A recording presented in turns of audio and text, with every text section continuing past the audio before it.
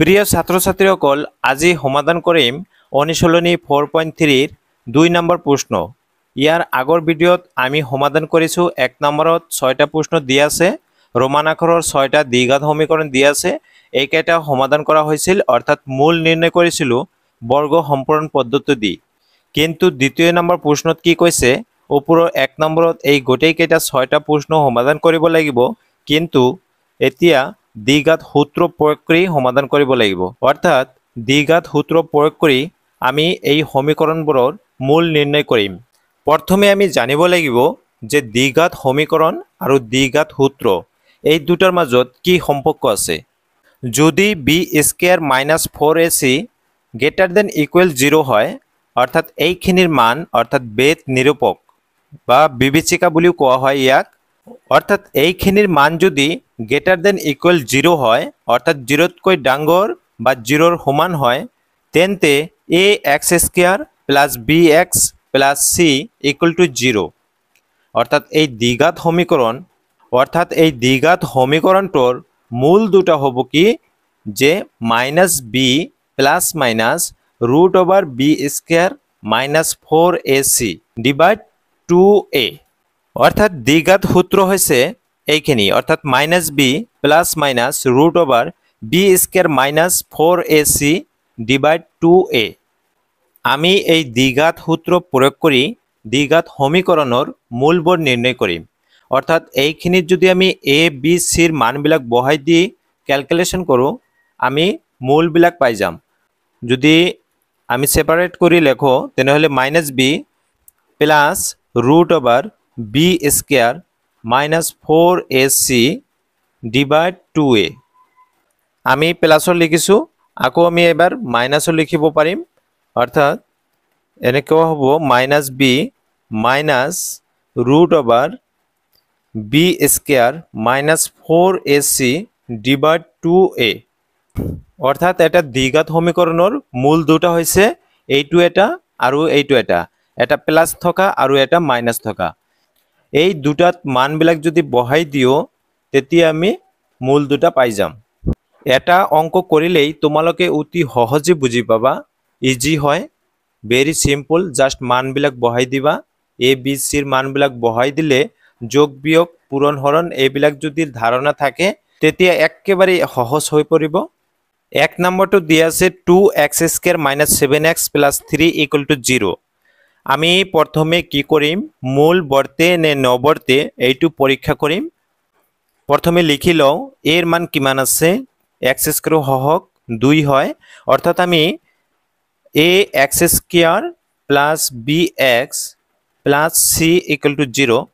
এই দ্বিঘাত সমীকৰণৰ লগত আমি তুলনা কৰি a আৰু b আৰু cৰ মানবিলাক লিখি ল'ম। x² সহক a হয়, ইয়াতে x² সহক কি হৈছে 2 আছে, গতিকে এৰ মান হৈছে 2 আৰু bৰ মান কিমান আছে, bৰ মান xৰ সহক, অৰ্থাৎ xৰ সহক আছে -7, গতিকে -7 হ'ব bৰ মান, আৰু cৰ মান হৈছে 3 আছে, cৰ মান আছে 3,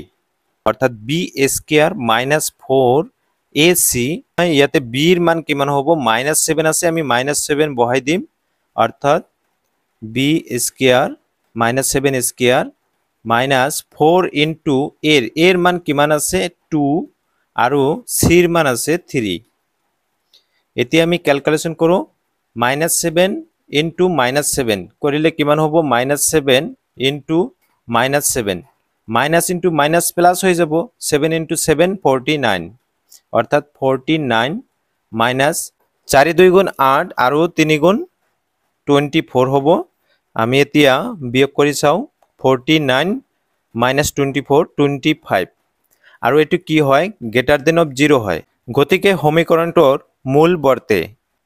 এতিয়া আমি a আৰু b আৰু cৰ মানবিলাক দ্বিঘাত সূত্ৰত বহাই দি মূলবিলাক বাহিৰ কৰিম। প্ৰথমে আমি দ্বিঘাত সূত্ৰটো লিখি ল'ম, minus B plus minus root over B square minus 4ac divide 2a। bৰ মান কিমান আছে, bৰ মান আছে -7, এইটো কিন্তু ফৰ্মুলাৰ মাইনাছ হয়, গতিকে -7 হয় bৰ মান, আমি ব্ৰেকেট দি লিখিম -7, আৰু প্লাস মাইনাস আছে প্লাস মাইনাস দিবা তাৰ পিছত ৰুট ওভাৰ বি বিৰ মান কিমান -7 গতিকে -7 স্কয়াৰ আছে লিখি দিবা তাৰ পিছত -4 ইনটু এৰ মান হয় 2 আৰু সিৰ মান হৈছে 3 ডিভাইড 2 ইনটু এৰ মান হৈছে কিমান 2 ওপৰৰ তোমালোকে এইখিনি ডাইৰেক্ট লিখি দিব পাৰিবা অৰ্থাৎ যেহেতু আমি কি কৰিছো বি স্কয়াৰ -4ac এইখিনিৰ মান আমি পাইছো 25 গতিকে আমি এইখিনি ডাইৰেক্ট ক্যালকুলেশন নকৰাকৈ ডাইৰেক্ট বহাই দিবা তোমালোকে প্ৰথম অৱস্থাতে বহাই দিবা মানবিলাক বহাব নালাগে তাৰ আগতেই বহাই দিবা অৰ্থাৎ মাইনাস ইনটু মাইনাস কি হ'ব 7 হ'ব আৰু প্লাস মাইনাস আৰু ইয়াতে থাকিব 25 আৰু তলত আছে 2 2 গুণ 4 7 প্লাস মাইনাস 25 এর বর্গমূল হয় 5 5 লিখি দিছো ডিভাইড 4 গতিকে আমি এবাৰ প্লাসত লিখিম আৰু এবাৰ মাইনাসত লিখিম গতিকে x কি হ'ব x 7 এবাৰ আমি প্লাস লিখিছো আৰু or x 7 minus 5 divide 4 এইখিনি মান আমি সলভ কৰিলে ওপৰত হ'ব 12 divide 4 ইয়াতে হ'ব 7 minus 5 ওপৰত 2 তলত 4 12 ক 4 দি ডিভাইড কৰিলে 3 অৰ্থাৎ 4 দি যদি কটা হয় 3 বাৰ আৰু 2 দি ডিভাইড কৰিলে 2 1 গুণ 2 আৰু 2 2 গুণ 4 গতিকে ইয়াতে হ'ব 1/2 গতিকে মূল দুটা এটা হল 3 আৰু হাফ 2 নম্বৰ প্ৰশ্নত আছে 2x² + x - 4 = 0 প্ৰথমে আমি ax² + bx + c = 0 এই দ্বিঘাত সমীকৰণৰ লগত ৰিজাই চাম অৰ্থাৎ a এৰ মান কিমান হ'ব 2 অৰ্থাৎ x² এৰ লগত কি আছে 2 আছে গতিকে a = 2 আৰু b এর মান হ'ব x এর লগত কি আছে x এর হহক কি আছে 1 হয় একো নাই মানে 1 আৰু c এর মান হৈছে -4 গতিকে b² - 4ac = কি পাম আমি b এর ঠাইত 1 বহাই দিম 1² হ'ব -4 * a এর মান হৈছে 2 আৰু c এৰ মান হৈছে -4 1² কৰলে 1 আৰু মাইনাস ইনটু মাইনাস হ'ব প্লাস 4 2 গুণ 8 আৰু 8 4 গুণ 32 প্লাস কৰিলে কি হ'ব 33 হ'ব অৰ্থাৎ গ্ৰেটাৰ দেন অফ 0 হয় গতিকে সমীকৰণটোৰ মূল বৰ্তে এতে দ্বিঘাত সূত্র মতে কি হয় সূত্রটো হৈছে -b plus minus √b² - 4ac divide আছে 2a আমি মানবিলাক বহাই দিম মানবিলাক বহাই দিলে কি হ'ব -b অর্থাৎ b এর মান কিমান আছে 1 হয় আৰু মাইনাস আছে মাইনাস লিখি দিবা প্লাস মাইনাস এইখিনিৰ মান কিমান পাইছো এই ভিতৰখিনি b² - 4ac মান আমি কিমান পাইছো 33 গতিকে আমি 33 ডাইৰেক্ট লিখি দিম 33 আৰু তলত কি আছে 2 2 ইনটু এর মান কিমান হয় এর মান হৈছে 2 গতিকে 2 -1 প্লাস মাইনাস এইখিনি তো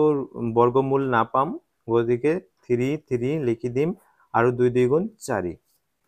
গতিকে x হ'ব আমি এবাৰ লিখিম প্লাসৰ আৰু এবাৰ মাইনাসত লিখিম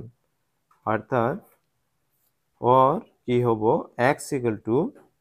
-1 sorry minus √3 3 ডিভাইড কি হ'ব 4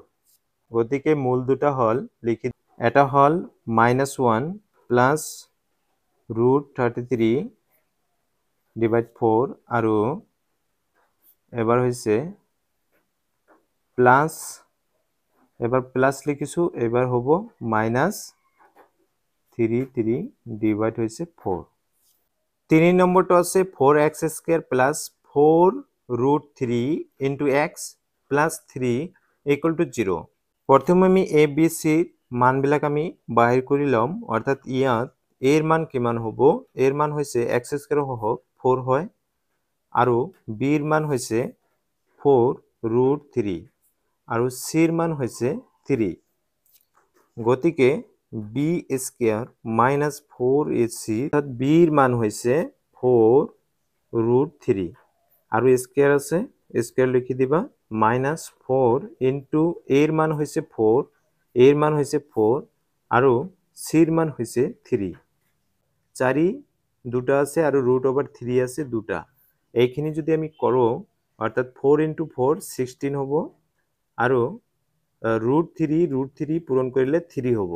আৰু 3 হোলৰ লগত যদি পূৰণ কৰা হয় 48 হ'ব 48 মাইনাস 4 4 গুণ 16 আৰু 3 অর্থাৎ 48 হয় তেনেহলে আমি কি পাইছো 48 মাইনাস 48 0 পাইছো যেহেতু 0 পাইছো গতিকে ইয়াৰ মূল বৰ্তে গতিকে সমীকৰণটোৰ মূল বৰ্তে এতিয়া দ্বিঘাত সূত্ৰৰ পৰা পাম আমি মাইনাস b প্লাস মাইনাস অৰ্থাৎ b square minus 4ac divide 2a তো বিৰ মান হৈছে এইখিনি অৰ্থাৎ 4 যেহেতু মাইনাস নাই আমি ডাইৰেক্ট লিখি দিছো 4√3 আৰু ইয়াতে প্লাস মাইনাস আছে আৰু এইখিনিৰ মান আমি পাইছো 0 যেহেতু 0 আমি পাইছো 0 লিখি দিম এই ভিতৰৰ খিনি মান হৈছে 0 তো ৰুট দিলে কি হ'ব 0 হ'ব গতিকে তথাপি লিখি দিছো তোমালোকৰ বুজাৰ কাৰণে আৰু 2 ইনটু a এৰ মান কিমান পাইছো 4 লিখি দিবা এতিয়া আমি ক্যালকুলেশন কৰি চাম অৰ্থাৎ এবাৰ মাইনাস 4√3 আৰু তলত 2 4 গুণ কিমান হ'ব 8 হ'ব আমি যদি কাটি দিও 4 2 গুণ কি হ'ব 8 গতিকে ওপৰত থাকিল মাইনাস √3 ডিভাইড কি হয় 2 গতিকে মূল দুটা লিখি দিবা মানে যেহেতু 0 পাইছো আমি ভেদ নিৰূপকৰ মান 0 পাইছো যেহেতু 0 পাইছো গতিকে ইয়াৰ মূল দুটা কি হ'ব সমান হ'ব মূল দুটা হল এটা হৈছে মাইনাস √3 ডিভাইড 2 আৰু কি আৰু মাইনাস √3 ডিভাইড কি হ'ব 2 এটি হয় এতিয়া আমি 4 নম্বৰটো সমাধান কৰিম প্ৰথমে লিখি লম ইয়াতে কি দিয়া আছে তাৰ পিছত ভেদ নিৰূপক কৰিম তাৰ পিছত যদি মূল বৰ্তে তেতিয়া আমি আগবাঢ়িম তো ইয়াতে কি আছে এৰ মান কিমান হয় এৰ মান হৈছে 2 x স্কয়াৰৰ হহক যেহেতু 2 আছে আৰু বিৰ মান হৈছে x ৰ হহক একো নাই মানে 1 আছে আৰু চিৰ মান হৈছে 4 গতিকে b square minus 4ac equal to বিৰ মান কিমান 1 গতিকে 1 স্কয়াৰ হ'ব আৰু মাইনাস 4 ইনটু a এৰ মান হৈছে 2 আৰু চিৰ মান হৈছে 4 আমি প্লাস মাইনাস কৰি চাও অৰ্থাৎ 1 স্কয়াৰ কৰলে 1 হ'ব আৰু 4 2 গুণ 8 আৰু 8 4 গুণ কিমান হয় 32 হয় অৰ্থাৎ 1 মাইনাস কৰিলে 32 ৰ পৰা কি হ'ব মাইনাস 31 হ'ব আৰু এটো কি হয় লেস দেন অফ 0 হয় যেহেতু আমি নেগেটিভ সাইন পাইছো গতিকে এই দ্বিঘাত সমীকৰণৰ কোনো বাস্তৱ মূল না থাকিব তেনেহলে লিখিবা গতিকে সমীকৰণটোৰ কোনো বাস্তৱ মূল নাই এতিয়া 5 নম্বৰটো দি আছে যে x² + 4x + 1 = 0 প্ৰথমে ইয়াত কি দি আছে ইয়াত এৰ মান আছে x² ৰ হহক একো নাই মানে 1 আছে আৰু বিৰ মান কিমান x ৰ হহক হৈছে 4 লিখিবা আৰু চিৰ মান হৈছে 1 গতিকে কি হ'ব b² - 4ac = বিৰ মান হৈছে 4 গতিকে 4 স্কয়াৰ হ'ব আৰু মাইনাস 4 ইনটু এৰ মান হৈছে 1 ইনটু চিৰ মান হৈছে 1 আমি 4 4 গুণ 16 কৰিলে কিমান পাম 4 4 গুণ 16 হয় আৰু মাইনাস 4 1 গুণ 4 4 1 গুণ 4 16 পৰা 4 বিয়োগ কৰিলে কিমান পাম 12 পাম আৰু যেটো কি হয় গ্ৰেটাৰ দেন অফ 0 হয় গতিকে এই সমীকৰণটোৰ মূল বৰ্তে